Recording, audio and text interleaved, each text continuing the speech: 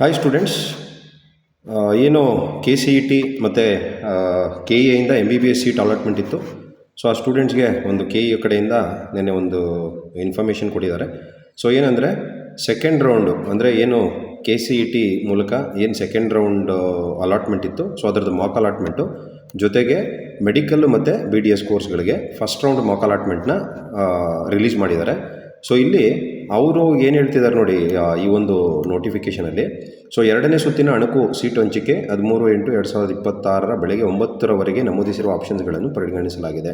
ಅಂದರೆ ಸೆಕೆಂಡ್ ರೌಂಡ್ಗೆ ಅವ್ರು ಏನು ಮಾಡಿದ್ದಾರೆ, 13ನೇ ತಾರೀಕುವರೆಗೂ, ಈ ಮಂತ್ 13ನೇ ತಾರೀಕುವರೆಗೂ ಬೆಳಗ್ಗೆ 9 ಗಂಟೆವರೆಗೂ ಯಾರ್ಯಾರು ಆಪ್ಷನ್ ಎಂಟ್ರಿ ಮಾಡಿದ್ರು ಅವ್ರದ್ದು ತೊಗೊಂಡಿದ್ದಾರೆ. And U G C E T 2026 ಕೋರ್ಸ್ಗಳ ಪ್ರವೇಶಾತಿಗೆ ಪ್ರಾಧಿಕಾರವು ಎರಡನೇ ಸುತ್ತಿನ ಸೀಟು ಹಂಚಿಕೆ ಮತ್ತು ಮೊದಲನೇ ಸುತ್ತಿನ ವೈದ್ಯಕೀಯ ದಂತವೈದ್ಯಕೀಯ ಸೀಟು ಹಂಚಿಕೆ ಅಣಕು ಫಲಿತಾಂಶವನ್ನು ದಿನಾಂಕ 17/8 ಮಧ್ಯಾಹ್ನ 4 ನಂತರ ಪ್ರಾಧಿಕಾರದ ವೆಬ್ಸೈಟಲ್ಲಿ ಪ್ರಕಟಿಸಲಾಗುವುದು ಅಂತ ಹೇಳಿದರು. ಸೊ ಅಂದರೆ ನಿನ್ನೆ 4 ಗಂಟೆಗೆ ಅನೌನ್ಸ್ ಮಾಡ್ತೀವಿ ಅಂತ. ಸೊ ಇದು you G C E T 2026, U G neat 2026 ಎರಡನೇ ಸುತ್ತಿನ ಸೀಟು ಹಂಚಿಕೆ ಅಣಕು ಫಲಿತಾಂಶವಾಗಿದ್ದು, ಅಭ್ಯರ್ಥಿಗಳು ಹಂಚಿಕೆಯಾಗಿರುವ ಸೀಟಿಗೆ ಕಾಲೇಜಿನ ಪ್ರವೇಶ ಪಡೆಯುವಂತಿಲ್ಲ. ಇದು ಮಾಕ್ ಅಲಾಟ್ಮೆಂಟು. ಸೊ ಯಾವುದೇ ಕಾರಣಕ್ಕೂ ಅಡ್ಮಿಷನ್ ತೊಗೊಳ್ಳಂಗಿಲ್ಲ ಅಂತ ಹೇಳ್ತಾರೆ.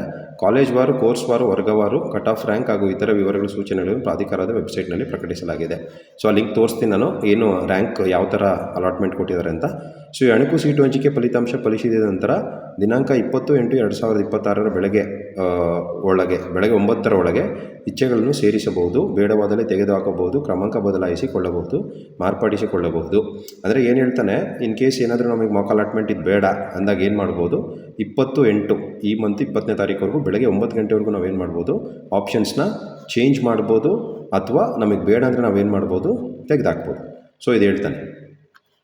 ಏನು ಎಮ್ ಬಿ ಬಿ ಎಸ್ಗೂ ಹೇಳ್ತಾನೆ, ಕೆ ಸಿ ಇ ಟಿ ಏನು ಕೋರ್ಸ್ಗಳು ಕೊಡ್ತಾರೆ ಅದಕ್ಕೂ ಹೇಳ್ತಾನೆ. ಆ್ಯಂಡ್ ಯು ಜಿ ನೀಟ್ 2020ರಲ್ಲಿ ಅರ್ಹತೆ ಇರುವ ಆದರೆ ನೋಂದಣಿ ಮಾಡದಿರುವ, ಅಂದರೆ ಇನ್ ಕೇಸ್ ಎಲಿಜಿಬಲ್ ಇದ್ದು ಅವ್ರು ಏನು ಮಾಡಿಲ್ಲ, ರಿಜಿಸ್ಟ್ರೇಷನ್ ಮಾಡಿಲ್ಲ ಅನ್ನೋರು, ಆಪ್ಷನ್ ಎಂಟ್ರಿ ಮಾಡಿಲ್ಲ ಅನ್ನೋರು ಏನು ಮಾಡ್ಬೋದು, 18/8/2026 ಅಂದರೆ ಇವತ್ತು 6 ಗಂಟೆ ಒಳಗೆ ಅವ್ರು ಏನು ಮಾಡ್ಬೋದು, ರಿಜಿಸ್ಟ್ರೇಷನ್ ಮಾಡಿಸ್ಕೋಬೋದು ಅಂತ ಹೇಳ್ತಾರೆ.